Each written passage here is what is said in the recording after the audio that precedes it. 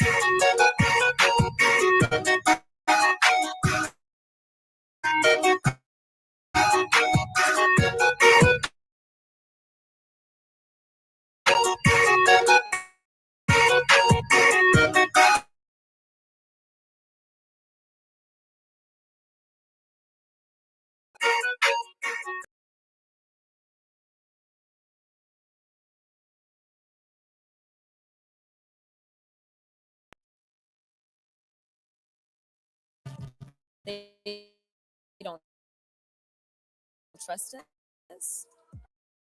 A lot of people think that we are crooks, and frankly, a lot of them are. I feel powerless, right? Physically was hot, right? And so he comes up and he's like, calm down, calm down. I was like, no, like, hey, because they were uneducated. And that's not to call them dumb, but literally life sometimes is life, and you're trying to keep a roof over your head, keep food on the table, trying to make sure that your kids have what they need. And so you're not tuned in. Educate, kick, drag, scream, do whatever you have to do, because we say every election is a matter of life and death.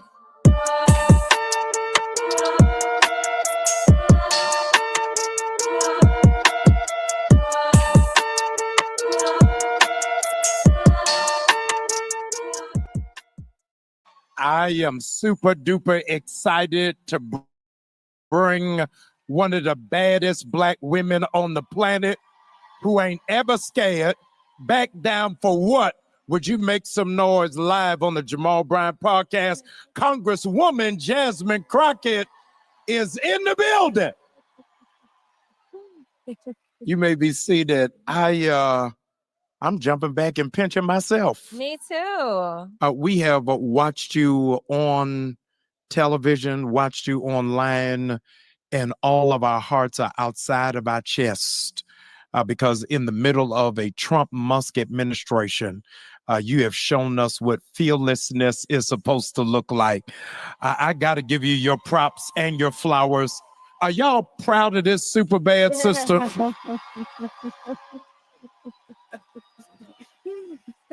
I want to I want to know where you find your courage when there are so many who are compromised. Yeah, it's a interesting question to pose, especially as I sit here in the midst of your congregation. Yeah. God has not given me a spirit of fear, and that is not just something that we should walk around and say, because I think that all of us have those scriptures that we can quote, but like, it's a matter of, do you live it? Do you believe it? Yes. Do you internalize it? And I do, I got to be smart about how I move. But at the end of the day, like, why should I be afraid when I know that there would not be a Jasmine Crockett, but for those that were literally risking their lives, and some of them died, Yes. so that I could be in this seat. What it is that you represent for this next generation of leadership behind the amazing legacy of Sheila Jackson Lee and Congresswoman Bernice, to know that leaders keep coming. Yeah. Your pastor and I are very good friends, and we lamented about a year ago that the problem with Black leadership is that we didn't have space for succession because we had to live through assassination. And it has slowed down the train. As a consequence, there are a whole lot of people who don't know how to retire Yeah. because there is no model. Yeah. And so many young people are saying, what's the point? Why do I even get in? Yeah. People are holding on with their claws and won't pass that torch. Yes, indeed, honey. How have you been able to really snatch the torch for people who want to tell you to wait your turn? That's such a deep question. I will say this though, a lot of people don't realize, unless you're in my district, that my predecessor did legitimately pass the torch to me. She had served the state of Texas for 50 years. Wow. So she was one of the 2 first Black women that were ever elected to the state house. And then she was only the 2nd Black woman to be elected and the last Black woman to be elected to the Texas State Senate after Barbara Jordan. And then she actually chaired redistricting when they went through redistricting and this district was created. And so she was the only Black woman elected on the federal level in the DFW area for 30 years. And then one day she called the wild and zany freshman down in the Texas house and said, "It is time for me to retire. And I think you are the one that should succeed me." Yeah. And denoting the fact that the audience clapped is almost kind of letting people know that it's okay, that we will celebrate you. Yes. Like, I celebrated her. And there are so many constituents that say, we thank God that Eddie Bernice chose you because they trusted her judgment. And so there were so many people that said, this is the one. Now, it was 10 of us and they all thought they were the one. Right. But they were like, but Eddie Bernice chose this one. Yes. And they trusted her. And so I think that there is something to be said for a smooth transition. There is something to be said for looking for the characteristics in which you see yourself in that next generation and then helping and supporting them. We need the continuity, because when somebody just dies and they haven't pulled somebody up behind them, Yes, that only sets us back. And so I thank God for her foresight. I thank God for stepping out and being somebody that we don't normally see in these political times. And I remember one of the things that she told me, and it will always stick with me. She said that political times have changed. Now, you would think somebody who's been on the federal level for 30 years to say that the times have changed, you would hope that she's talking about things have gotten better. right.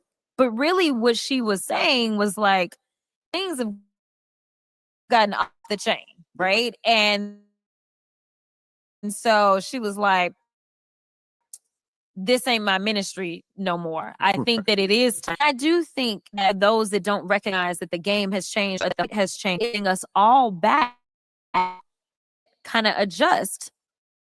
Have used to your advantage that which I will allow legislators, which you have used as your secret weapon to get it out. How many of you all were introduced to the Congresswoman through social media? And a lot of people just use social media for memes and for jokes and for gossip. I want you to weaponize the listeners, the viewers' phone on how they can use social media to advance the cause. Yeah. So one of the things that I tell people all the time is that most people don't really want to hear from a politician. They don't trust us. A lot of people think that we are crooks, and frankly, a lot of them are. A lot of them think that they are liars, and frankly, a lot of them are. But think about the people that you're sitting next to, right? Like, these are the people that you are in community with. They will listen to you, and they don't believe that you have an ulterior motive, right? Like, when you sit down and you decide to have a conversation about what is going on in the world, they will listen. They are not necessarily having this guard up. And so honestly, as far as I'm concerned, your voice is so much more powerful than mine, because people look at me through a lens and they be like, what's she trying to get at? What's she trying to do? Right? Like, that's how they look at the average politician. So what I will say is that don't let people make you feel powerless. That is one of the things that I keep hearing from people is like, I feel powerless, right? Like, don't feel powerless, because the moment that you give in and say that you're powerless, they win. That's what they want you to do. But one of the best examples that we've had in modern day times just took place when somebody decided that they needed to have a little parade, and it was little. It cost us a lot, but it was little. But the free protest, the No Kings protest, listen, I just had a conversation where I was talking about there were so many things that were first for Barack Obama. But one of the things that a lot of people don't talk about is the fact that he was the first one to really effectively use social media and grassroots donations, right? And so here's the thing. Do you think that Barack Obama was like the party pick? If you do, I'm here to tell you he wouldn't, okay? Yeah. He was not. But it was people that powered that election. When big donors most likely closed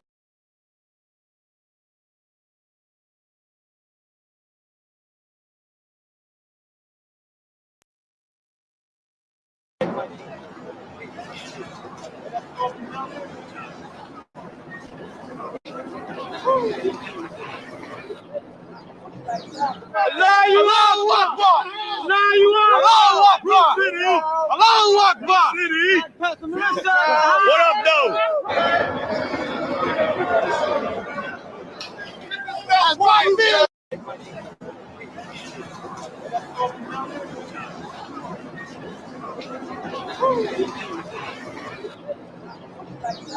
Allahu Akbar! Allahu Akbar! Allahu Akbar! What up, though?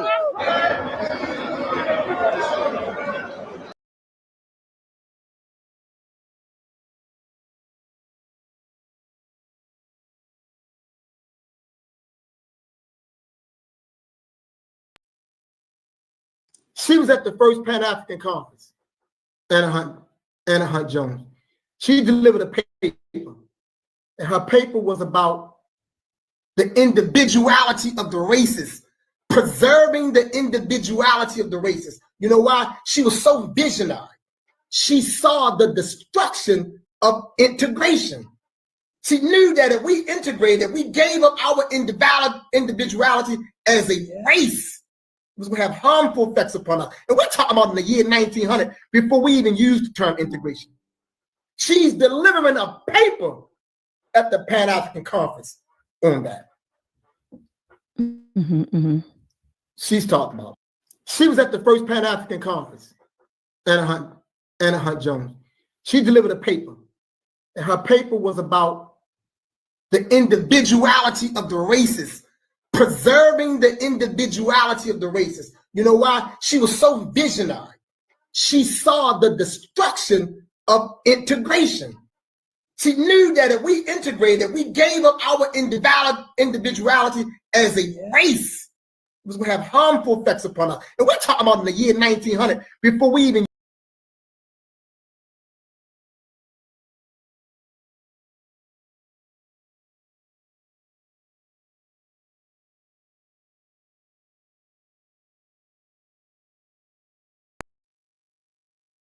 cutting off your testicles and your genitalia. They weren't doing that just to be mean. Their whole quest has been to cut off your life germ. See, the power is in your seed. All right? It's not in nothing about size and all of that that people say. The power is in your seed, because you all are the greatest men on earth, the maker, the owner, the cream of the planet Earth, God of the universe. Can't nobody take that from you. Now, I know we got some of the guys in the gutter. We got some of the guys on crack. We got the guys in prison. But that doesn't negate who you really are. And the only person that don't know who the black man is the black man. They were cutting off your testicles and your genitalia. They weren't doing that just to be mean. Their whole quest has been to cut off your life germ. See, the power is in your seed. All right? It's not in nothing about size and all of that people say. The power is in your seed because you all are the greatest men on earth, the maker, the owner, the cream of the planet Earth, God of the universe. Can't nobody take that from you. Now, I know we got some of the guys in the gutter. We got some of the guys on crack. We got the guys in prison. But that doesn't negate who you really are.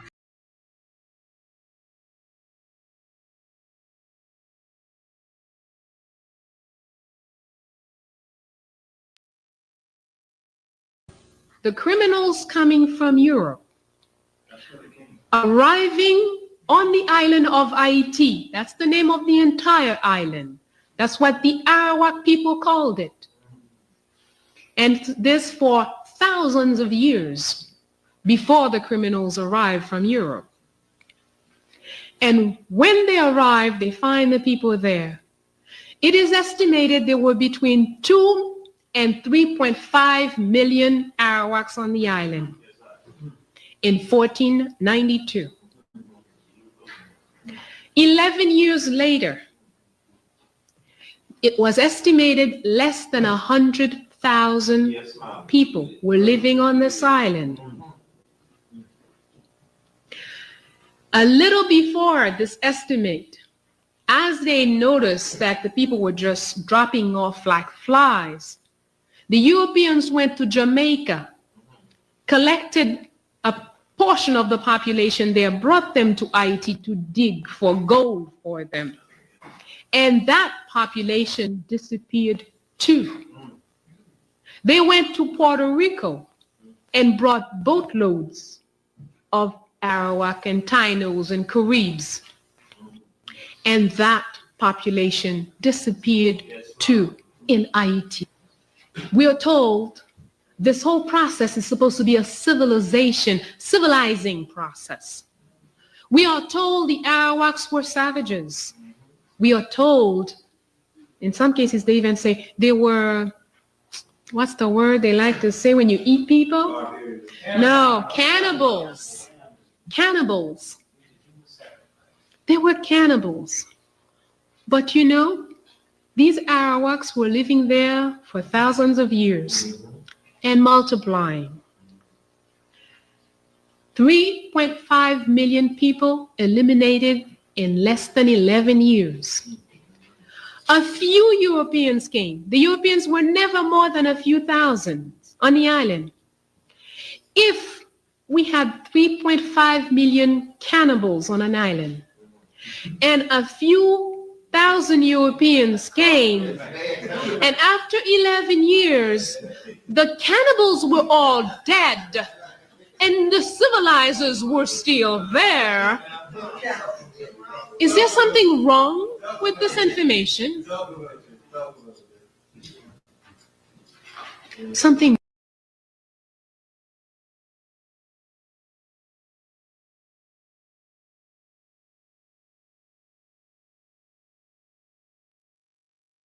Mystery God. Absolutely no mystery God. There is no God in the sky and there is no devil under the ground. Heaven is not in the sky and hell is not under the ground. Heaven and hell are conditions of the mind, states of existence and states of being. And so Jesus told us to stop looking for heaven in the sky. He said the kingdom of heaven is within you. And that we are the temples of the living God. That the living God lives in our temple, and he does not inhabit the sky, but he inhabits the higher realms of the heavens, of the realm of the secret innermost chambers of the subconscious chamber of the soul of man and woman. And this power bursts forth and emanates forth from him to set in motion a universal order based on principle and law.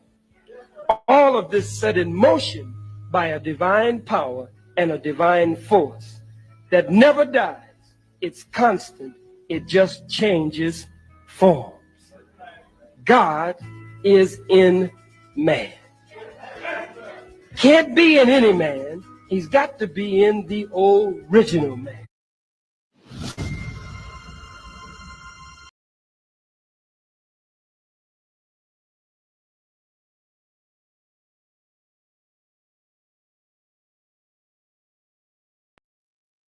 Men do a lot to be better men, and they're not told to keep a woman. But women are trying to prove that they don't need a man. But it's like the opposite. Because when we get money so that we can take on dependence. I can have a family, I can have kids. When women get money, it's for your independence. I don't need a man. I don't need this. I can buy my own house. I can buy. But if you do that, you take away his need. If you got the house, the car, and he has no purpose for that relationship. So he will not have the vigor it takes to make sure that the relationship is abundant, joyous, and in harmony. He doesn't have the joy. He can provide emotional intelligence. It don't work like that. You can't tell a man what's intrinsically important to him just because you want it to be important. That's why so many successful women are single. That's why. And I'm not saying that their decision was right or wrong. I am saying that they're devoid of being able to pair bond with the kind of man they want. And if they're going to successfully pair bond, they got to date down. Provide me loyalty. I can finance myself. A man don't operate like that. We're natural teachers. So if we're not trying to teach you what we know, we really don't like you. That's the quickest way to see a man. What does that got to do with loyalty? I just said men don't work like that. Right. You can repeat it, regurgitate it, and put it on your picture 3 times and your story, and the man still ain't gonna resonate with, I can buy my own car, give me loyalty. No. Intrinsically, we have to feel needed and necessary to the relationship. You came having everything. You don't listen. You have an attitude and you think your accolades, your success, and your bank account makes us an equal. Yeah, but and it does not. I asked, what does that have to do with loyalty? I didn't say she's got an attitude, she's got this. No, what if she's in her feminine and she just wants loyalty? The way a man sees loyalty ain't necessarily the way a woman sees loyalty, because we're hardwired differently. If he cannot build with her and further build her up, that relationship will end 1 year from now, 6 months from now, 3 years from now. If he cannot come in and build with you, build you up, the relationship won't work unless you date down. You have to date down, because those are where the betas are. The best thing a woman can do for a man is to let him be a man. Men do a lot to be better men, and they're not told to keep a woman. But women are trying to prove that they don't need a man. But it's like the opposite. Because when we get money so that we can take on dependence. I can have a family, I can have kids. When women get money, it's for your independence.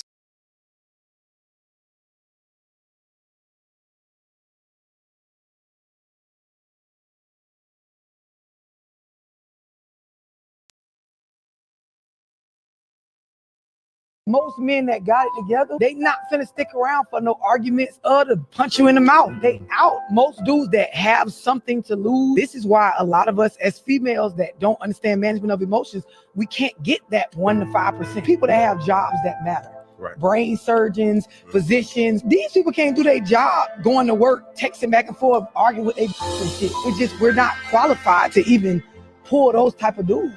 Like most men that got it together, they not finna stick around for no arguments or to punch you in the mouth. They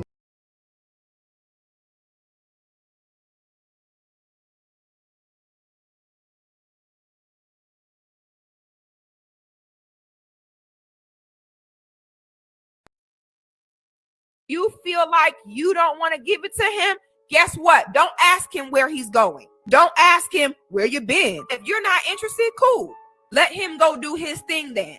He got 5 other chicks in his phone book right now that's swinging from a shower curtain. Trust me. How dare you think that you just all that where, oh, I could just not give him some. Play them games with the right man. The most abusive thing a woman can do, in my opinion, is to sit, make that man either be in a relationship with you, marry you, and then turn around and stop giving him what you promised. And there's no excuse. If you're with somebody and they not giving it up, it's not cheating if you go get it from somewhere else, period. Because you went against the agreement first. So, you don't want to do it, that's fine. Leave the man alone then. Give him space. Don't call him. To be honest, if you get to that point, the relationship is over. If you feel like you don't want to give it to him, guess what? Don't ask him where he's going. Don't ask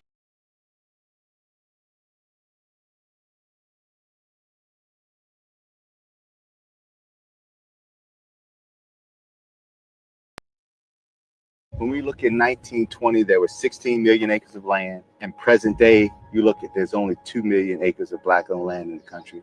That's 14 million acres of land that has just disappeared from the black agricultural community. Black farmland lost in that 75-year period or so was worth $326 billion. Think about all of the wealth that has been extracted from these families. Land was something that freed us and offered opportunity for us and our children to have something of our very own, to enjoy something that would last for generations. Black people need space. They understand the legacy. We got here, we didn't have nothing. Every time we gain something, there's been a reaction to it.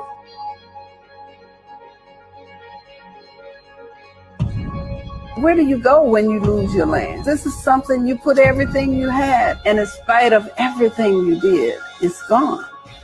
I would hear people talking about going back to their land. I thought, how can we engage in a way that actually makes a difference? So let's engage the Thurgood Marshall College Fund to engage Black law schools to get interns, to then go work for the Federation of Southern Cooperatives, helping Black folks keep title to the land that they have or get good title. I've heard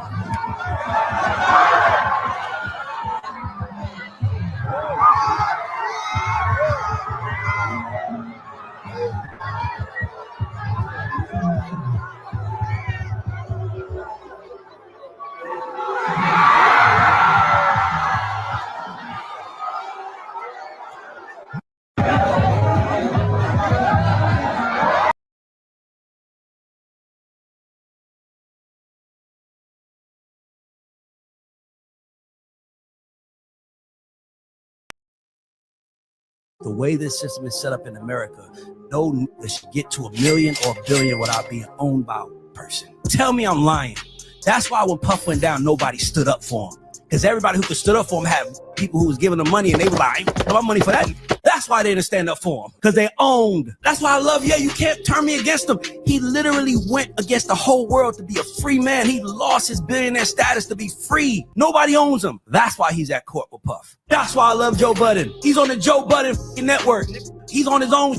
Every other out here is owned. The that you love, the black hero you love, the reason why he ain't supporting him or whatever is because he is owned by someone saying, don't you go over there and play with that. Don't make me cut your water off. You play with that. Whether you're Ross that got Bel Air playing you. If they took a check from Live Nation, they're owned. If they took a check from a brand, they are owned. If Nike pays them, they are owned. They're owned. That is what my problem with us. That's why we can't get black heroes on top, because all our heroes are fucking owned. The way this system is set up in America,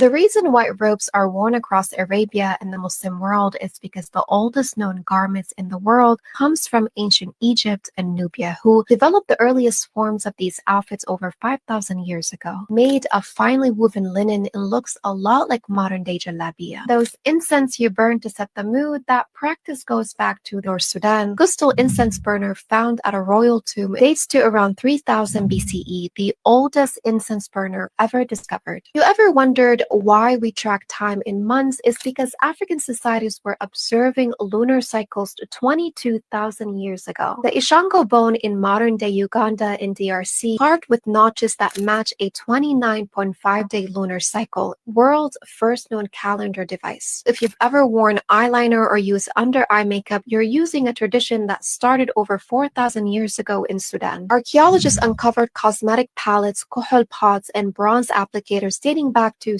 1750 BCE. And they weren't just for beauty, the black eyeliner helped protect from sunlight and bacteria. If you wake up every day to a fresh cup of coffee, it is because of the Oromo people in Ethiopia who were the first to consume coffee beans for energy. By the 16th century, it had reached Ottoman traders, had spread into France, Italy, and beyond. Follow for part 3. The reason white robes are worn across Arabia and the Muslim world is because the oldest known garments in the world comes from ancient Egypt and Nubia, who developed the earliest forms of these outfits over 5,000 years ago. Made of finely woven linen, it looks a lot like modern-day jalabia. Those incense you burn to set the mood, that practice goes back to North Sudan. Gustul incense burner found at a royal tomb dates to around 3000 BCE, the oldest incense burner ever discovered. You ever wondered why we track time in months? Is because African societies were observing lunar cycles 22,000 years ago. The Ishango bone in modern-day Uganda in DRC, carved with notches that match a 29.5-day lunar cycle, world's first known calendar device. If you've ever worn eyeliner or used under-eye makeup, you're using a tradition that started over 4,000 years ago in Sudan. Archaeologists uncovered cosmetic palettes, kuhul pots, and bronze applicators dating back to 1750 BCE. And they weren't just for beauty, the black eyeliner helped protect from sunlight and bacteria. If you wake up every day to a fresh cup of coffee, it is because of the Oromo people in Ethiopia who were the first to consume coffee beans for energy. By the 16th century, it had reached Ottoman traders.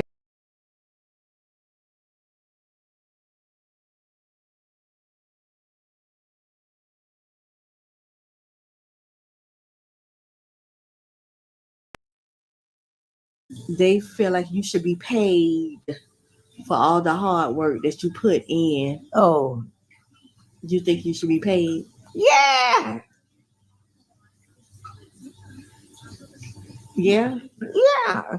All the hard work I put in, all them jobs, and didn't get no money for it. But nothing. I need to be paid. All that work I done didn't get no money for 50 cents. 50 cents. I babysit for 50 cents. And all this money I have to work for and ain't get nothing for. 50 cents what, a day? 50 cents a day to babysit? 50 cents. They didn't used to pay nothing. Us used to pick up pecans and get 5 cents. And get what? 5 cents. 5 cents? Yeah, and they had to do what you call it? Paw Parrot. He'd go to tree watching us. And we used to get, let me tell you, that Paw Parrot was something. I wish I could have got to him out of around his neck. What was his, that was his name? I don't know what the Paw Parrot was named. He's us going to pecan orchard. Yeah. He'd go to tree looking at us. A parrot. Oh, yeah. Oh. And you know what he said? When us go there to go to work in the morning, pick up them pecans. I go, John. Here come them little niggas. What? The parrot said, help me, God. I ain't Are you lying. serious? I just as serious as I am sitting here. So how the parrot? They should be watching us supposed to get there. He'd go out there and say, set the dogs on. They was in the bed. Get them. Stick them. What's them? Stick the dogs on. Who was sticking the dogs on? The darn parrot. The parrot would stick the dogs on who? Yeah, us. What? So, but they couldn't get out. It was it was a talking parrot. Oh, yeah. Wow. It was something. I could have got come out of him run his darn neck. So the owner had to teach the parrot to say them Oh, words. yeah. He had done told him. He know, but he'd be watching. We couldn't get that to the house before he'd tell us was coming. Dr. John had to come them niggas. What?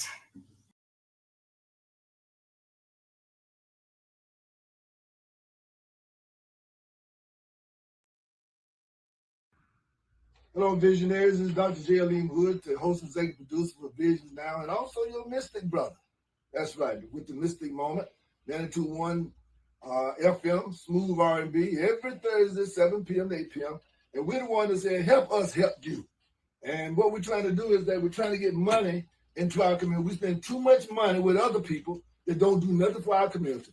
All of this water here, that we are here for fundraisers for you, okay, to help us provide resources for our programs for our young people. We were just in Elizabeth County yesterday. We're going to be going to Warren Williams, going to be going to Fowley Homes, and we're coming to a neighborhood near you. But the bottom line is that if you have an athletic team, they need to be drinking real water. This is water not from Walmart. This is from the Black Wall Street Network. We have to bring our dollars back home. We're making everybody rich, okay, and also making us emotionally poor because we don't support each other. So if you have a business out there, a restaurant, or you know somebody, or you just want to get some water for your own personal use, this is the best water in the business. None better. God made this water. It's artesian spring water. Artesian. Don't go by just I'm not gonna call no name. That blue bottle and them all these other jackleg bottles. No, this is the real water. Hello, visionaries. Hello, Cheddar Valley. Yes, it's that time of the day when you come with Visions Now and the Supper Club. And on tonight's menu, we have a medical professional tonight for your dining pleasure.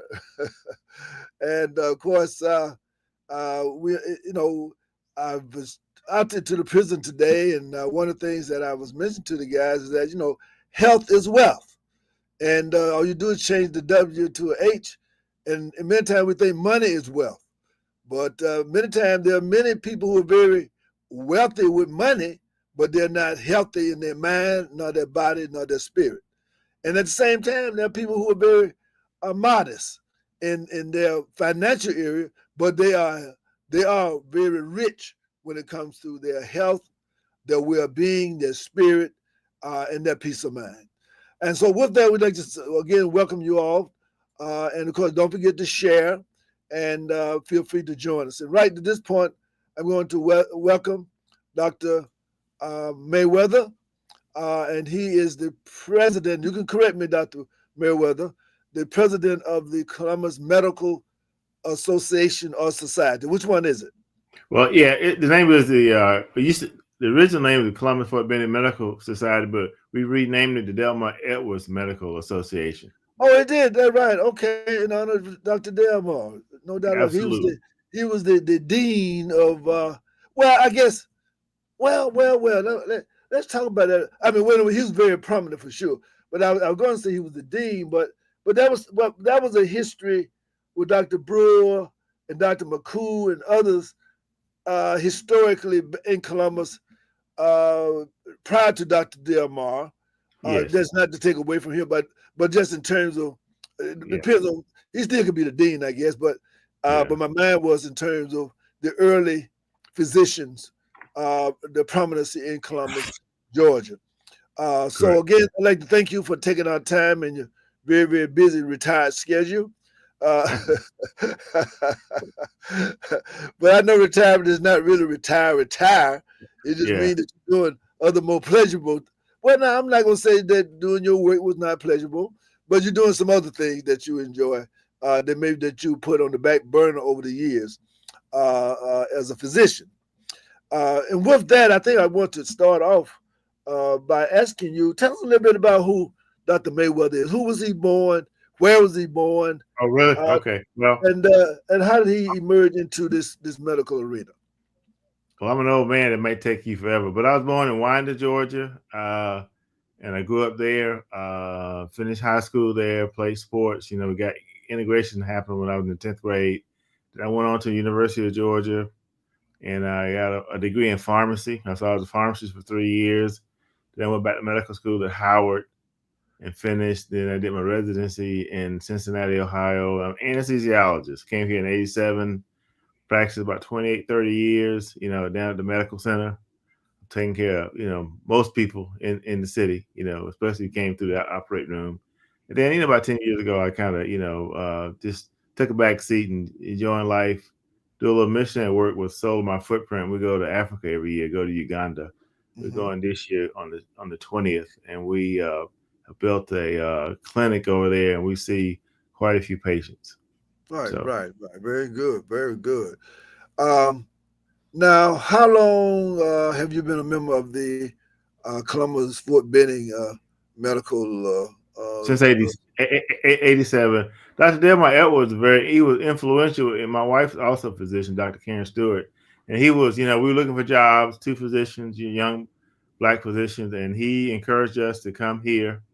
I think I can't think of his name, but there was a OBGYN doctor from Columbus that was in Ohio with us, and he told us about Dr. Edwards, and we got introduced, and he got me a job and got Karen a job, and so we call him the Godfather because he He did. recruited all of us. The new era. I call it the new era physicians. I'll call you. Yeah, correct. Yeah. And you mentioned Dr. Brewer and Dr. Edwards. We had a medical student over at Mercer Medical School, Dr. Ware. He did a poster presentation out in California somewhere about the Black physicians here in town, and he won first place. Oh, okay. And I have a big poster. I'd love to share that with you. Yes, please. And it tells the history of both of them and what they did. Brewer was here first, and then of course he got killed, died. Well, he was assassinated, right? Mm-hmm. Correct. And then Dr. Edwards came back and got started, and he had Dr. Roddenberry, another physician, help him get started, and then with their help, he succeeded in having his practice, and then he started recruiting doctors. And at some point, I remember they're probably 100 Black physicians here in town, at least, if not more. Right, and we're going to talk a little bit about that because, of course, I remember being a child of the 50s before desegregation, and of course at that time there was a lot of talk, because I used to throw. I don't know if you know or not, but where I used to throw as a child, the Pittsburgh Courier. And the Pittsburgh Courier was like a national, you could get it in California, the Pittsburgh Courier from Pittsburgh, but it was a Black news like the Atlanta, Black news, yes. Black news across America. We had a lot of, newspapers, in Atlanta, and most cities, I'm sure Augusta, most cities had their own newspaper. Syntax, I think he was the kind of the dean of black journalism with the newspaper and everything. But I remember many times talking about across the country there was a significant number of Black-owned hospitals that, just like you mentioned, 100 physicians, and all of that back in the day. All of them many times would get together and have their own clinic or their own hospital where they did things collectively, where they would do those, the surgery and the hospitalization for their patients. Where they had their own hospital. I think Charles. That mostly it was in the larger cities, larger cities, right? Columbus or Savannah or Columbus, but I grew up in a little small town, so we just had to go where we could. But sure. That was kind of a privilege for the people who live in these large, for me, Columbus was a large town. Right, exactly. Now, one is that near Fort Valley or someplace? It's near Athens. No, that way. Okay, Athens. I know I've been through in the middle. It's in the middle of Athens and Atlanta. Yeah, right. Because I knew some people, and again, there were quite a few people from that area up there. You don't think about it sometimes, because you hear about all the other places, but I know I have a lot of friends who and I guess a lot of Alphas up there around Athens too. I have a dear friend named Robert. Dr. Robert Harrison. I don't know if you know Dr. Harrison or not, but he's from Athens. He lived in Athens. He retired in Athens from the University of Georgia, and of course they have a strong history up there in that area. And Michael Thurman, of course, Michael Thurman. Mike. I know Michael very well. Michael's from Athens. Went to Payne College. Right, exactly. Right. Yeah, Mike. He's a homeboy. Right, exactly. That's what I'm thinking. I'm just thinking that, and I'm sure up there, it's kind of like Columbus. Like here in Columbus, people down in Lumpkin and Talbot County and Manchester, whereas even though the smaller town, Buena Vista, we all kind of knew Columbus was kind of like the larger town, but we would go, we integrated because people, had family and whatever. And so I guess Winder was sort of that way, like with Athens and Athens, that way. yeah, and like Atlanta was nearby, Right, exactly. So but mostly it was just the little towns, around. We back then though, everybody had large families, Right, everybody, exactly. and, like on my side of the family, my dad was 12 of them and 13 of my mom. Okay. And, it was huge family, so we just Right. we just loved on each other. Right. And part of that tradition, going back again to what we're talking about now, part of that tradition was that people had to grow their employees. Yeah. If you, and they did. Yeah, exactly. So that way you had you had land, then you could have more children, so that they could work the land, and then they could own part of the land and that type of thing as well. So it was an asset because that way you could keep more land. Because by family members holding on to the land, that type of thing. Yes. So there's no doubt about it. Exactly. Now, of course, Tuskegee. I think was it John? What is that? Is it Adams? Hospital over there. But no, Tuskegee used to have a black hospital over there as well. I forget the name of it. Yeah. One of my classmates. Calhoun, Susan Calhoun, her dad was a physician over there, and he took care of a lot of patients. She was in my class. I think she came back, and he was from Tuskegee, and Dr. Meryl Bland is a physician that goes with us to Africa, and she's there now. So Tuskegee. Okay. They would they're very strong, black. Right, exactly. Absolutely. They had the vet school as well as the medical. Absolutely, one of the few vet schools in the nation. Exactly. Right, and no doubt. Now, I guess you kind of evolved, like you say, you started off as a pharmacist. Mm-hmm. Then you went to Howard. And you were an anesthesiologist then? Yeah, well, I consider myself. I still consider myself one. Yeah, I'm an anesthesiologist. So and I know like what goes on in the operating room. That has been my world.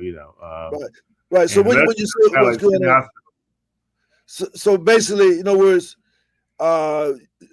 you were working with the surgeon. That idea, you were focusing on the yes. Oh yeah, absolutely. We were a team. Right. Yes. Exactly. Exactly. And of course, I guess all these years I didn't realize that Dr. Karen, who is a brilliant physician of her own right, and a nice Delta lady, she has certainly made a name for herself over the years in Columbus, and as a physician as well. So yeah, that's certainly a team, a power team when it comes to medicine there. So what was it that was drawing you against, why wasn't pharmacy enough for you? I mean, what was drawing you to anesthesiology? And then for me, I want to. I just like school. Right. You like me. I enjoyed it. Right. I did had good grades in high school. Right. And in Georgia, I just had, it was a nice environment. I pledged, fraternity, and right. And so it was, luckily for me, 3 of my fraternity brothers were in pharmacy school, so they right. For me, so pharmacy was kind of easy. It wasn't easy, but I did well in it. Right. And you had fun because you had somebody kind of going through it with you, and you supported each other. It was a team. Right. Yes, Exactly. And so when I finished, I went to Atlanta to work, and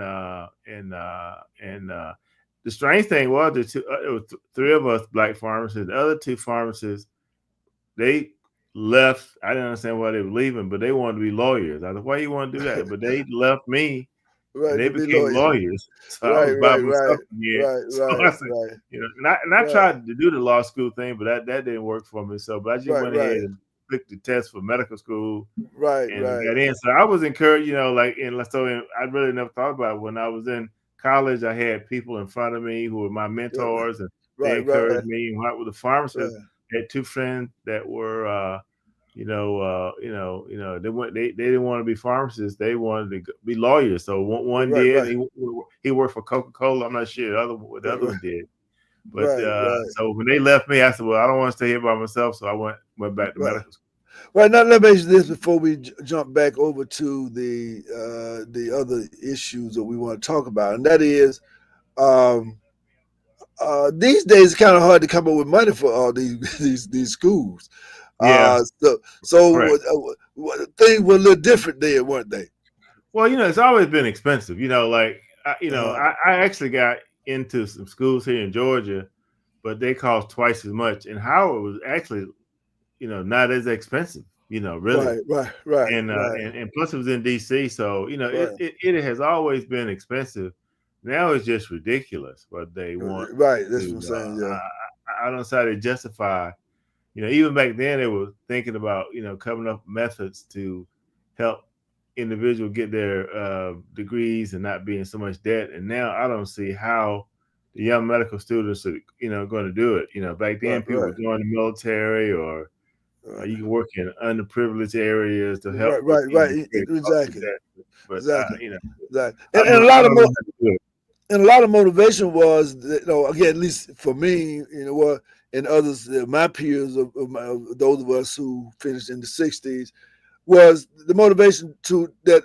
See, because, and I tell people many times, when we were coming through, we were not looking at a desegregated society. No, we were dealing with building, building better institutions and providing services for our community, for our people. In other words, so therefore, that was what it was all about. So when desegregation evolved, then all of a sudden it seems like the tension turned from serving our community and build, because we built our own subdivision, we had our own school. No, we had a track. I tell people many times, from the first grade all the way through college, basically we could do that without going outside our society, you know.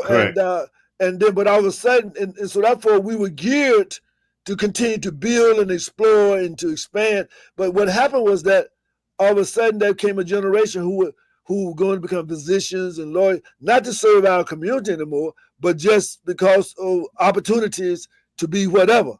And there's a lot of feelings about, you know, that distraction, because we're right back at a point now. And I guess when I'm coming in, I'm landing this plane is that it seems as if we were more health conscious, and we were more, and we also had more trust, it seemed to me, in our own physicians, so to speak, than we do today. I hear, you know, people, I mean, it's almost like there's an inferiority about, you know, our physicians compared to others. But in our day, it was like, that's what we looked for. I mean, you know, we felt comfortable going to a dentist or a physician, what have you, of our own ethnicity.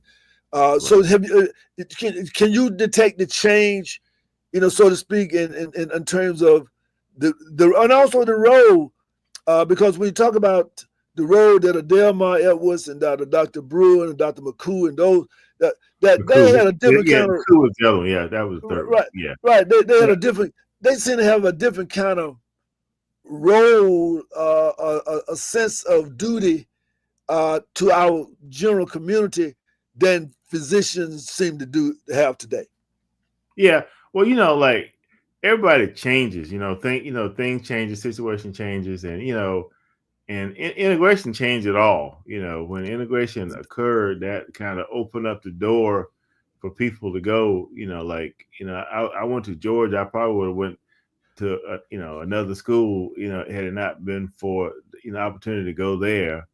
And integration just changed a lot of things. You know, back then, like I said, we had a closed society in the black neighborhood. You know, but But you know, a lot of that going to the black doctors and stuff and businesses, that was really things that people who lived in the large towns did. People who lived in a small town, like me, you had to go wherever you could. Well, yeah, of course, yeah. Didn't have those Yeah, options like that. So and with that background, things change. But even now, when we assembled here from various places. I mean, in the young black physician, when when about 20 or 30 of us, we were always know that we were going to be taking care of patients who looked like us. That's right. That's right. Because we know patients felt comfortable with us, and knew we were arrogant and said we could take better care of patients like us than anybody else. That part, and we felt the same way. Yeah, right. Now, what about the health? I mean, there was some different kind of dynamic. How have you seen the health? Let's talk about of blacks. I know you go to the national conferences, I guess, and things of that sort. So nationally, how's the health over the years? I certainly feel that coming from a mental health environment and professional side of this whole health issue, I know our mental health has certainly hit a slump. And now, what about our physical health? I mean, physically, I think we made great strides, in medicine for everybody. I mean, you look at the world population close to 8 billion people. When I was born, it was 6 billion. Now it's 8 billion. So 2 billion people have come into the world, and life expectancy, even for blacks, have increased. So we know the overall health has really increased, even though people may not think it is. But like you said, the access to medicine is the big stumbling block now. Just getting to see the doctors. Because when I came to town, everybody had their own practice. You go to the bank, get some money, hang up your shingle, and then start seeing patients. Now most physicians are employed. And when you're employed, you won't necessarily see the patient. You have a nurse practitioner or a PA seeing the patient, and you may be seeing a small percentage of your patients. The patients have to see somebody else, even though they're coming to you, and that's changed a lot. But but that's just the way it is. I mean, that's insurance companies have kind of squeezed a lot of the doctors out of their own practices and now work for other people. But that's how it's going to be going down the road, though. So people need to adjust to that so that they can. I guess. How do you adjust to not having access? I mean, prevention is real important. Eating healthy, exercising. You don't really need a doctor to do that. Well, you know what? Let's talk about that a little bit because growing up, we were kind of organic. I mean, we kind of organic. Yes. I mean, we grew our own food. We knew where it came from. I mean, we worry about a lot of the pesticides. And in other words, we ate as much from what we kind of got organically than we did like from stores. Stores kind of supplemented.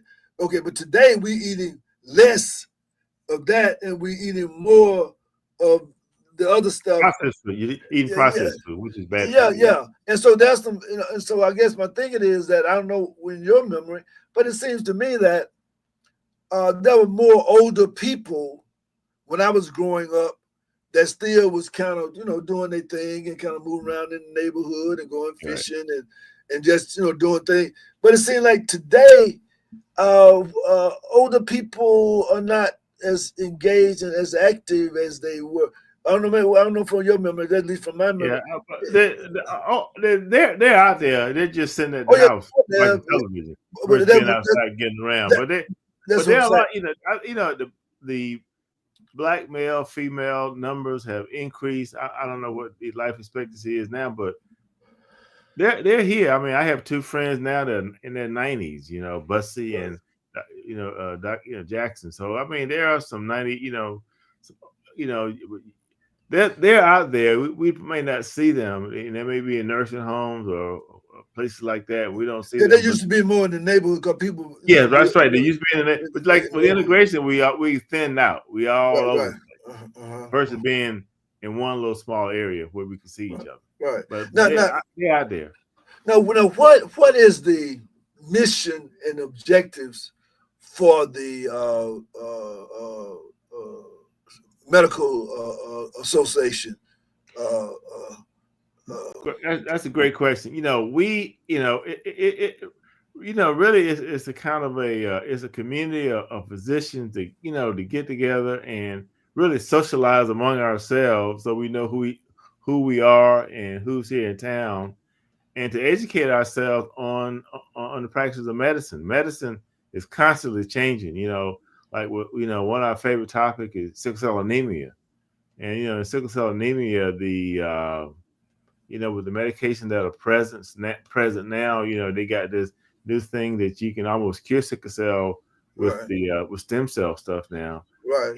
And matter of fact, alone, I'm on the state board of the Sickle Cell Foundation, right, in the state of Georgia, and we've been looking at those things, and because we were kind of worried a little bit about some of the new directions of our national government as to whether or not they were going to put sickle cell in the DEI category, or whether they're going to appreciate the uniqueness and the necessity for sustainability of that type of angle, to ensure that the continuation of these types of efforts.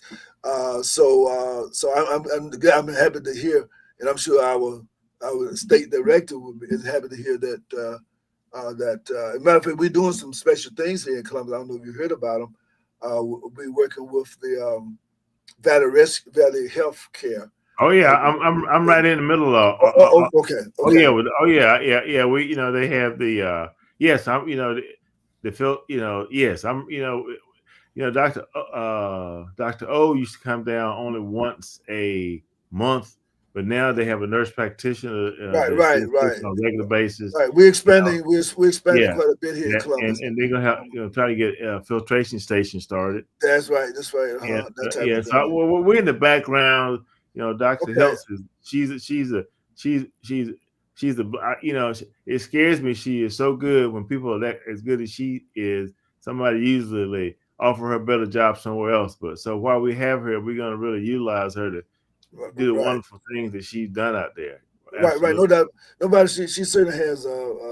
Again, our program is visions now, and so she certainly is a person that's oriented to a vision, not just to the work, but to a vision of the work, and the necessity of the work.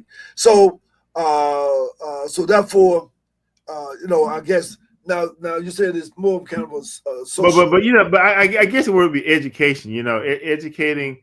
Like new things in medicine all the time, and we're just trying to keep educated on the newest things that are in medicine. A lot of physicians are specialized in their little areas, and we try to bring in a little bit of everything. At our meetings. I mean, we're planning a meeting in September, and we're going to try to talk about what we talked about. How a medical student is going to pay off these huge loans that they do. Most just like we talked about $300,000. $300,000 is a lot of money. Yeah. For medical school, and there's certain strategies that are needed to help them out, and we're gonna have a big program on that topic in September. Well, we certainly want to be a part of, certainly be ear in the room on that, because we want to make sure young people and understand that will give them more incentive not to avoid, going into these areas, because we certainly do need people in these areas. So, so I guess one of the things that what we're saying is that. But obviously now there are some alarms at the gate, so to speak, as it relates to our health as well. Now, are the ones national and local the same, or are there some? Is there in Columbus, for example? The way it works, we're the Columbus Fort Benning Medical Society, the Delma Edwards Medical Association. Then there's the Georgia State Association up in Atlanta, and they meet every. I think they usually meet at Hilton Head. I'm not sure where they're gonna meet this year. Then there's the NMA. The NMA, I think, is going on right now in Philadelphia, somewhere. The national. So there are 3 divisions. You know, there's the local, there's the state, and then there's the national. And of course, the national one, you know, people from all over the country and, you know, from abroad attend the huge meetings, and you know, they talk about not only the politics and the economics and the hands-on medicine. They touch all topics. Right. Well, you know, I have 2 of my daughters are physicians, and so we you know, of course, and that's intentional because I was you know, raising them. I said, no, we need some physicians so that, you know, it was kind of, I guess, kind of a self-interested thing because I sent all my medical. They are my medical. You know what you call it. Yeah, they call them. Whatever you want to do to me, call them, and then they'll let me know. Yeah, well, you're lucky. You're very fortunate. Yeah, right, that type of thing. But I guess when I'm hearing about it, I'm wondering about our children's health. I mean, I don't know. I mean, I know, I hear what you're saying, but but again, now I guess there are 2 sides to this, and that is one side, you know, is that there's some self-imposed lifestyle dangers that I think we have today that we didn't have that create some health problems, like the drug epidemic, and I understand even as it relates to sexual health in terms of the issues around it. Of course, today the corona, the pandemic type dynamic that we hadn't had, you know, to be exposed to, but like now it seems like they're saying there's another one coming, and that kind of thing. No, it never went away. It died down, but it didn't go away. Right, and it didn't just start either. It was here before. It just raised its head and took on a massive situation. So I guess, you know, as a community, now the thing about it, why I'm particularly interested in talking to you, not just because you are the society association, but also because I know that you have an appreciation for holistic health as well as being more or less conventional, what you call a Western conventional practices as well. And now, so therefore, right now there's a little debate, and I have my thoughts about it. But you know, now there's some thoughts about what Mr. Kennedy, in terms of now some things, you know, some things seem to be outside the bar, but there's some things I kind of welcome at least the discussion about. How do you feel about what's going on in that respect? But we mean holistic medicine? Yeah. In other words, there's some things that Mr. Kennedy, you know, over the, I guess, the Health and Human Services, that he's questioning the how some of these medications, in other words, back in the day, and I heard this, they said that they used to call what we got back in my day immunizations. Immunizations or vaccinations? Well, today it's vaccination, but back in the day it was immunization. Yeah, immunization.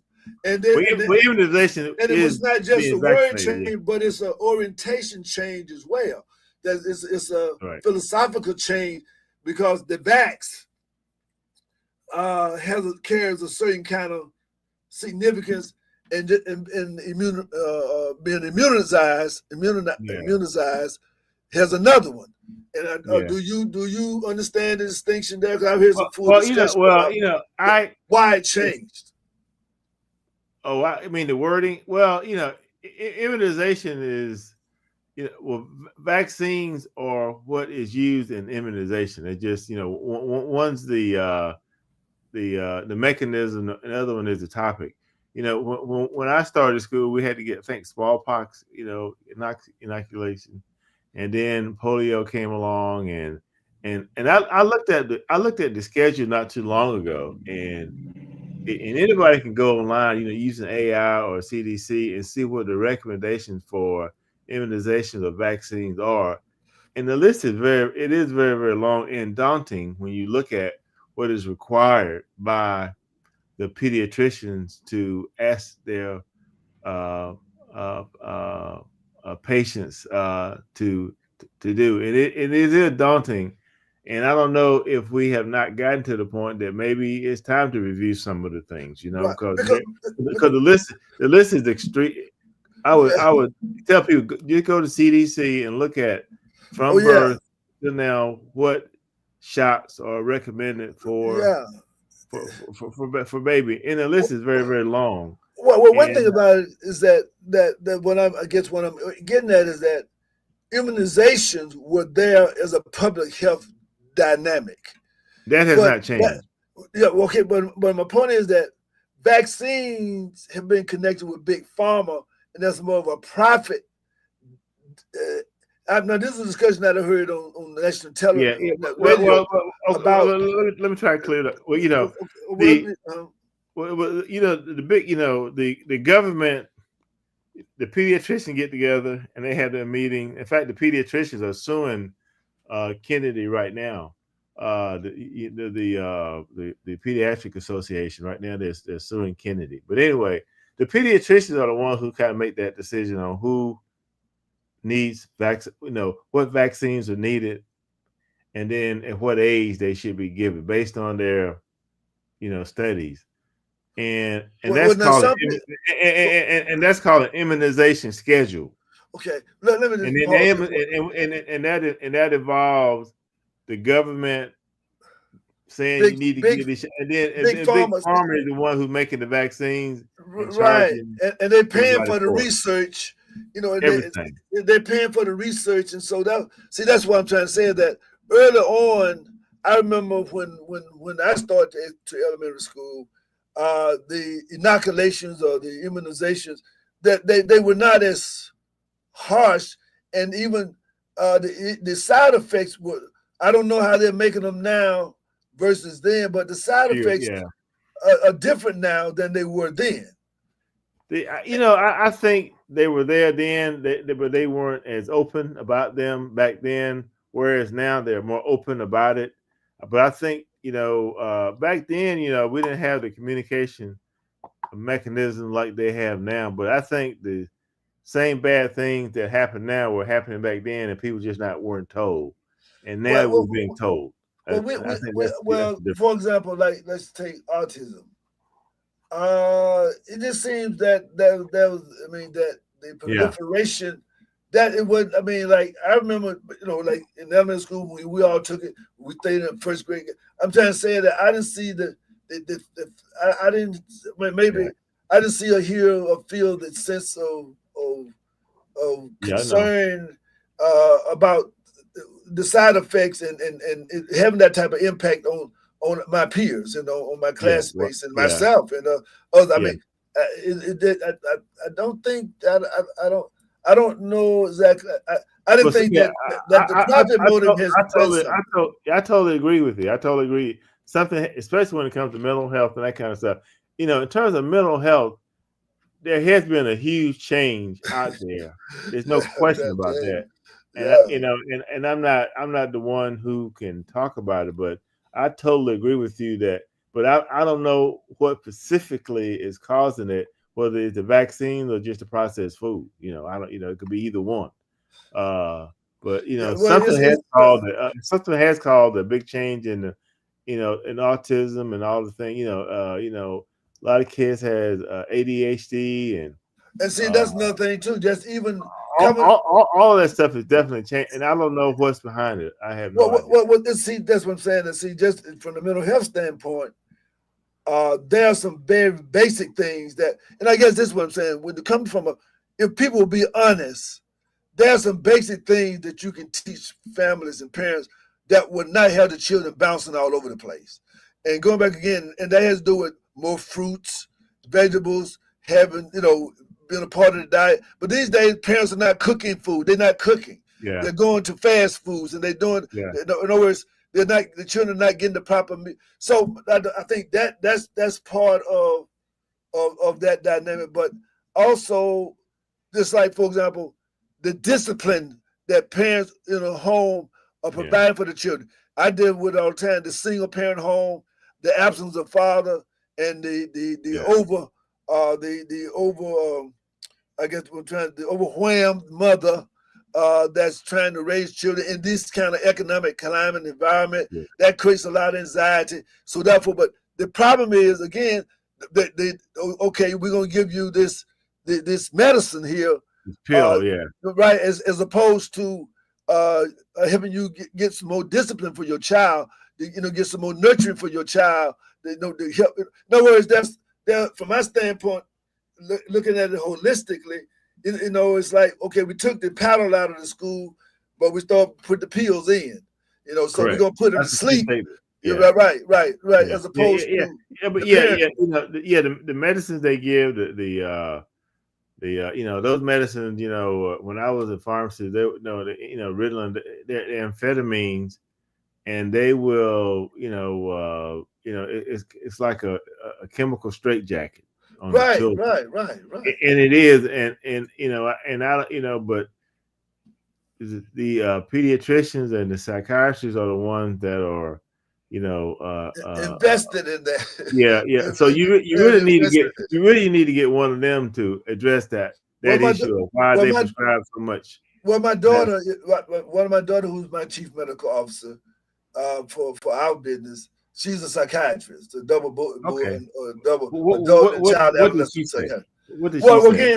Again, she believes in more. And she's one of those psychiatrists, and of course, it's part of the orientation that we as a family, and that is that she tries to help parents take on some more responsibility in terms of dealing with their own personal issues so that they can deal with the children issues. And sometimes people say, as a psychiatrist, you're taking up too much time because you're supposed to just take about 5 or 10 minutes and decide what the medication do. But she's not that. Right. She's like not that type. She's more holistic, and she's not a pill pusher. She's not a, she manages it actually for real, rather than just kind of from a distance. Is it okay? We'll just change something, as opposed to let's see what might be. Maybe we need to pull back on something. In other words, she's more inclined that way, so she recognizes it as well. Yeah. Well, like I'm an old pharmacist, so I can say this. When you have unruly kids, and whether they are whatever, medication is a fast and easy way to fix the problem.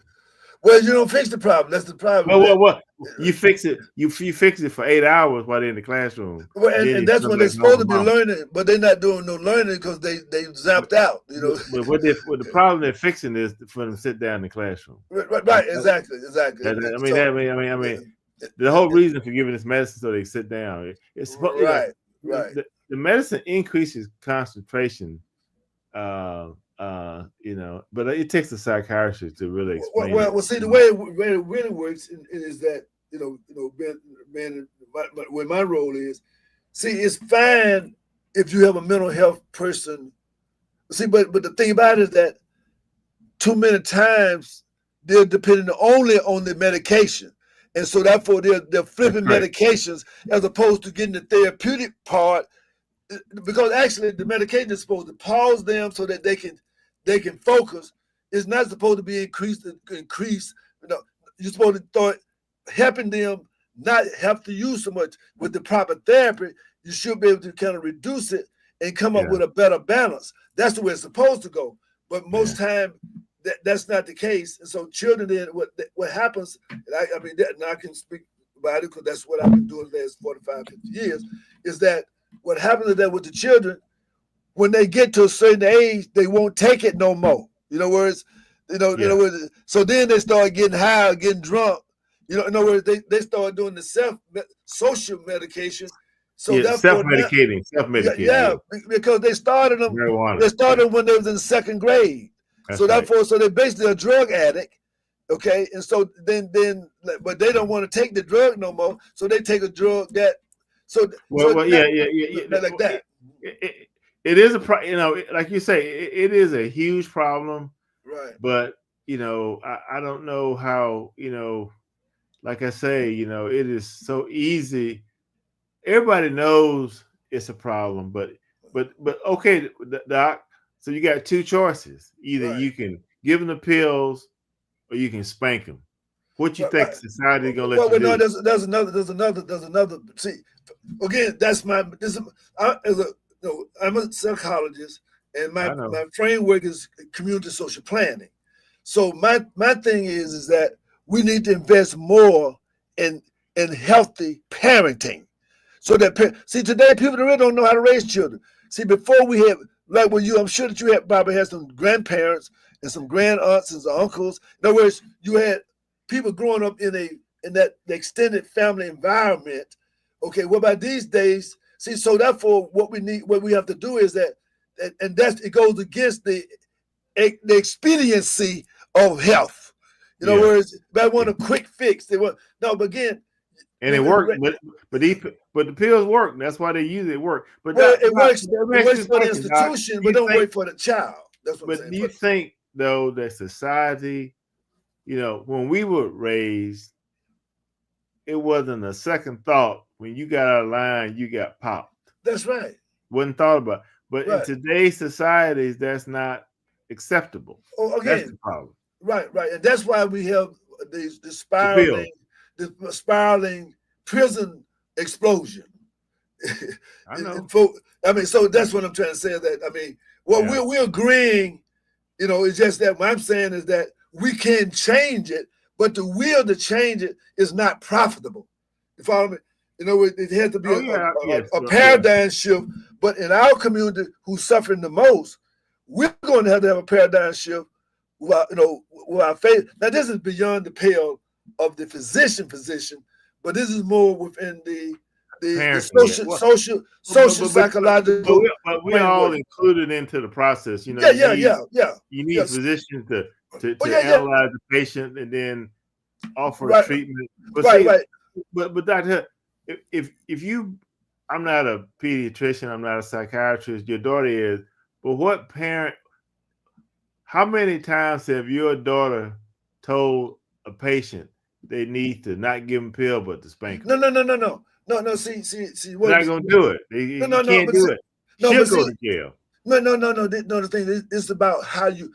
I'm saying that there's irresponsible management. See, the way it works is because I've been doing this all my life. Where it works is then there's some psychiatrists who say, "Okay, Dr. Hood, we're a team." So therefore, why? I'm going to tell them as the therapist, as the interventionist, okay, we might need to do this because I know how I can reach the child and how I can balance the child out. I'm saying that you don't have enough of that part, so therefore when the child is acting out, the school say, boom, go take it. So they raise the amount on the child. I'm saying that because of that kind of expediency. That's what I'm talking about. And I totally agree, but I'm just saying society has made a decision. Not society. The powers that be. I mean, you got the parents, you got the physicians, you got the administrators, you got the politicians, and everybody is okay with giving them pills. And until they don't say it's okay, it's not going to stop. See, that's what I'm trying to say to you, is that the parents are bullied into it because they're not offered any other alternative. So and they don't get. In other words, the people to give the medicine get paid very well. The people who would want to manage it better, they don't get paid because Big Pharma has more money into and more value. Yeah. So it's that kind of thing. But let me just ask you this. Somebody has a question, Joaquin. He said, in your philosophy, Dr. Mayweather, where does medicine end and business begin? They blend together, unfortunately, in our society. There's a pill for every ill, and it's so easy. And so, we ain't got pills now to lose weight. You know what I mean? That really work. You had to do an injection, but it'll work. But it's all mingled together. You can't separate one's at the end, the other one starts. It's all intermingled together. Right. It's an ancient concept called Mayat. And what I'm saying is we don't have the Mayat. The Mayat is the balance. We're talking about balance. And right now, I'm saying that big pharma, and everybody knows this, because of the politics of the money, they fund the research, and you want to. So therefore, there's certain things that you're going. So therefore, we're just trying to say, but the families and the parents, they have to be educated more to be able to say education. Right, education is the key. Right. And parents just need to know they have alternatives. They don't have to do. Right. And some parents, but I have doctor friends of mine who were told by the pediatrician they took their kids to that they needed to give them pills. Right, and they said no. Right. When doctors are told to give their children pills, doctors just laugh at them and say, "No, we're not going to give our kids." Exactly. And they don't. Exactly. So there are people out there who everybody does not do this. Too many do, but there are a lot of parents that said, "Nope, no pills. We'll take care of ourselves." Exactly. And that's why, again, for example, that what happens many times is that I do this. Many times, people of affluence, they will get therapy many times and not as much. And but poor people won't get the therapy, but they will get the pills. So that's what I'm trying to say. So as a community, we just have to do. It's just like the Asian community. They are in that field, but in their community, they have some Mayat. The East Indian community, even the Hispanic it's just in our community because of our history, we kind of fall a little bit more victim to it. But I want to appreciate the discussion. One other thing I want to dive down here in Columbus, Georgia, right quick. In Columbus, Georgia, just based upon, do you ever get like a report on the health status of Columbus, Georgia, and what should, for example, where we stand with HIV? Where we stand with STD? Where do we stand with? I can get those. I don't have those numbers. Like I said, just generally speak. I don't have it. I don't have that information. But you can go online and get it. And it'll tell you all that. CDC used to would do it, but now with the politics and I'm not sure. But if you go to the health department here in Columbus, it will tell you even the number of people who have HIV. No. I guess what I'm saying is that I'm talking to you as a member of the physician community, and my thing is that for my thought and my vision is that the physician community would kind of have some type of state of Black Columbus here in Columbus that they would kind of be aware of, to kind of look at from the bird's eye view of health among the Black community.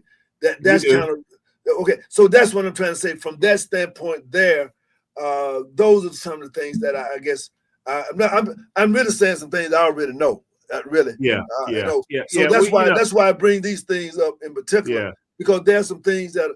But I'm saying the people know, but they don't know it as being a crisis of sort or approach. That is something that, as a community, we need to make sure. Well, you're talking about prostate cancer. So I'm saying, for example, I don't know what child and infant health, and things of that sort. In terms of children, whereas what types of illness are Black children more likely to have? And of course, even with the coronavirus. I mean, how do we fare in that? And that type of thing. That's what I'm saying. A lot of times things are not broken down in racial terms, just ages. But we look at Columbus, we're like we're about 48% of the population. So when you look at statistics and you see population, you say, well, Columbus had more tendency to this, and this. Just for that, you can extrapolate that you're talking about the Black community because we're such a large part of the Black community. So whatever goes on in Columbus, health-wise, from the state and from the region and from the national perspective, outside looking in, that's an indication of what goes on in the Black community, because we are the majority in that community. Diabetes, hypertension, gout, heart trouble. And a lot of these things are dietary. In other words, a lot of these things have to do with all of them are dietary. Historical gout, diabetes, right. It's all dietary. It's all dietary. Because the treatment is the cause is dietary and the treatment is dietary. Right. And you know that because we know what we eat at, right? Yeah. But it's hard to compete with the marketing of, like that. If you look at the Diabetes Association, the American Heart Association, that's right. Their major sponsors are Coca-Cola and McDonald's. That's right. So they're not going to say anything bad about those companies in talking about diabetes and hypertension because their major sponsors are the fast food place. Exactly. And that's just what we're dealing with. Right. And so that's why I'm saying that within our community, that at one point our culture kind of put up what I call a social immune system, whereby we didn't accept everything, but today, we don't have any filters, and I guess that's what I'm saying to say is that our immune system is those of us in mental health professionals, those of you who are in the physical health. In other words, we are the filters, and I'm just trying to say that I think that perhaps we need to evolve our filters a little bit more because our community is not protected. Information wise and education wise, as other communities are. For example, I've talked to some Asians, and they're not going to eat in the restaurants that we eat in. They're going to eat Chinese food. But that's a cultural thing, though. Yeah, but that's right. Well, that's my point. Is that is what is protecting them from certain other things. Yeah. Because of certain things that the East Indian food, you go to East Indian restaurant. Well, there's certain kind of turmeric and other things. But even in Asian restaurant, they tend to eat a lot of salt, and some of them have more cancer than we do. So there's a plus minus thing in this. So certain we eat is bad, but then it's healthy. Certain other ethnic group when they eat certain foods, in some respects is healthy, in other respects is not healthy. So it's kind of a push and pull. Right. I guess what I'm saying though is this: is that we're eating out too much now. Oh yeah, of course. That's basically what I'm saying. And that we need to get back to cooking our own meals, sitting down. I mean, we got to get back to those kind of things. Common sense. That kind of thing. So, and I think this is a good point where we both we definitely agree to that. Yeah, agree with that. You say at the beginning, you said health is wealth. Right. And the way to get there is eating properly. That's right. And exercise. If you do those two things, eating properly and exercise, right, you're way ahead of the game. Right. And they took out recess in the school. and put in vending machines. Right.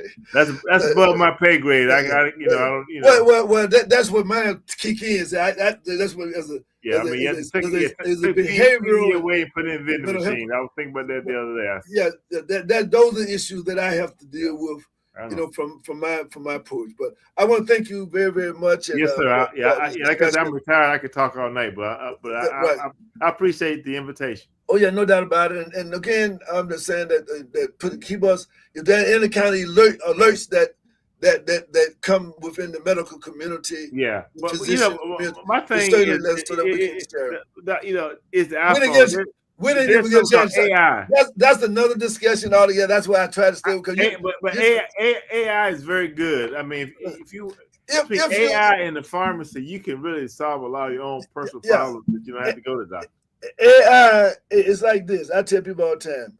AI is great if you read books. But if you don't read books, AI is a problem.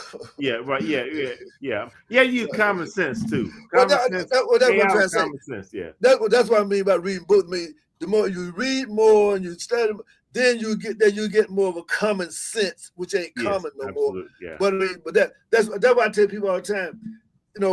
If you're depending on AI to guide you, then that's a problem. But if you are looking for AI to inform you, so that you can make some better decisions, Yes, then right. you're in a different kind of place. And so that's what we advocate here. It's just one tool in the toolbox. It's not the whole toolbox. It's just one That's tool. right. That's right. That's right. We don't want as someone told me the other day and said, you know what? When you go on your computer, many times the computer would say, will you check this box to determine whether or not you're a robot or not? Yeah. And the thing about it was that it's a robot doing it. Checking to see if you're human or not. This is a request from a robot. Are you one too? Right. Right, exactly. Yeah. Exactly. So I think that we know what our challenge is. And of course, from my standpoint, of course, it's more of a challenge because, just because of the dynamic. But yeah, I mean, for like people who have diabetes and heart attacks and strokes and pneumonias and need surgery for the knees and that kind of stuff, that pretty much is standard and steady. It's right. The mental health has gone off the charts, and I don't know what it is. But again, AI, again, I'll say this, and I'm speaking about research. I mean, but when it comes to mental health, that's why I tell people from 0 to 7, children should be spending 75% of that time with reading and comprehension with literature and 25% with AI. Then as they go from 7 to 14, they can start raising their AI, like that. But when you start a child off from first grade with AI and they don't like books, then we got a mental health problem in the making. Yeah, that's true. So Yeah. that's why I mean that. That's true. So again, real quickly before we go, I want to ask you a couple of questions. Yes, sir. One is, answer this question. If the truth be told, okay, that's the question. What truth? I'm saying, whatever's in your mind, I'm asking you a question. If the truth be told, what comes to your mind? Well, eat healthy, exercise, have a little religion somewhere out there to give, because you need faith. You don't have faith. And we're losing in that area. And that's what the mental health, we're losing there too. That's what the mental health is. You gotta have faith and coping skills to deal with problems. You're gonna hear things about politics and stuff like that, but you need faith and coping skills to deal with it. But that's the main thing. This whole country is built on the concept of the pursuit of happiness.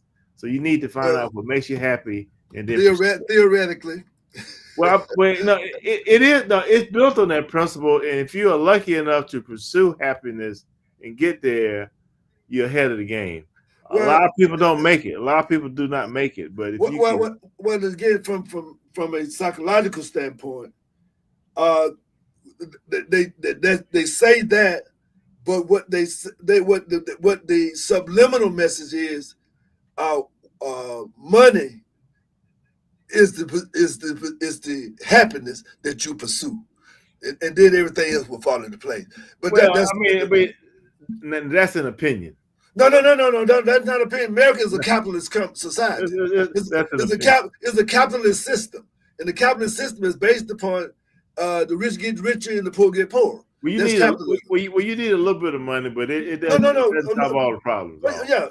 But my point is that the idea is that money and happiness is defined together in subliminal ways. That's only true to a certain extent. It's not absolute. That's not absolute. It's just a. Well, I mean, in America, it's a capitalist system, so it's not that easy. Yeah. Well, it's not quite that simple. I don't think. Yeah. Well, I mean, I'm a psychologist, and I'm saying as a psychologist, I hear what you're saying. From a physician standpoint, but from a psychologist standpoint, that's why so many people end up in jail trying to get money. That's why so many people fall out of marriages over money. That's why so many people do things, scams, and etc. over money. So that but again, but you gotta add money with a little common sense too. But that's what we're saying, that there's not as much common sense being promoted as money. Yes. Right. That's right. Okay, but okay. What's the next question? The next one is, there's no doubt about it. Ooh. that we're all going to eventually die. Okay. And my last one is, what is your vision now? Well, my vision is happiness. Contentment, peace of mind. And the best way that I'm doing it right now is helping other people in the best ways that I can. I get more from helping others than I do from helping myself. And that leads. But if that's you are helping yourself by being happy by helping other people. Correct. It all goes. It gets a big circle. Right. That's right. So again, my brother, I look forward to seeing you at lunch. Okay. And they close tomorrow. Yeah, of course. Yeah. Tomorrow. Yeah. Yeah. But thank you very much, and thank you for inviting me. I liked it. We look forward to other discussions and other issues. And sometimes something might come up. I might just need you to come in and just explain what are the alternatives for for whatever it is. That type of thing. So we might just I'll answer the best of my ability. Of course, no doubt about it. No doubt about that. So thank you very much, and peace be unto you. Thank you for inviting me. And of course, give the greeting of peace to the missus as well. I sure will. She's at the concert in Atlanta, so she's having a good time. Well, I'm sure she is. I'm sure when Delta get together, there's always a good time. Oh yeah, she's there with her sister and her nieces, so they're having the time of their lives. That's good. Yeah. That's what it's all about. Well earned, but no doubt about it. No doubt about it. Thank you, sir. Thank you very much. Peace be unto you. Bye bye. Okay. So what do you think, Julian? It was a good discussion that we had with Dr. Merriweather, and I think hopefully that it was interesting. You said it's part of, is it a Black Medical Association? Right. Okay. Yeah, Black Medical Association. And again, like I say, but he did say there's mostly kind of social, network, that type of thing. And I guess I was just trying to challenge a little bit to say, well, need a little bit more. Yeah, especially these times when you got all this different things going on, and so we kind of need a voice, or maybe a black paper every once in a while on keep us up to speed. Keep us up to speed on what's happening inside the industry, because I know within the mental health side, but I know we own that, and so that's what I'm saying. We already know kind of what's happening in that part, but but again, we have other issues. As well, that because of the lifestyle and diet and things of that sort, so that we have to deal with as well. So, any things that are going on that think people need to know about? Or? We go just organize. Okay. What anything new come out to your conference you went to? I guess a week or so ago. Yeah, the conference went really good. Nothing. We got some updates from nationals. I mean, what was at the center of the attention? I mean, what's the purpose that came out of it? I mean, moving the organization forward. Kind of housekeeping. Looking toward the future. Trying to grow and thrive the campuses and communities, essentially. Okay. Are there any particular initiatives or any particular things that the organization they're going to highlight for those campuses? I mean, what are y'all going to? What are you standing for? What are you going to be representing on those campuses that's not there? That's there, but needs to be done more abundantly. Not that I'm sure nationals do. I mean, I might not. I'm not privy to it personally.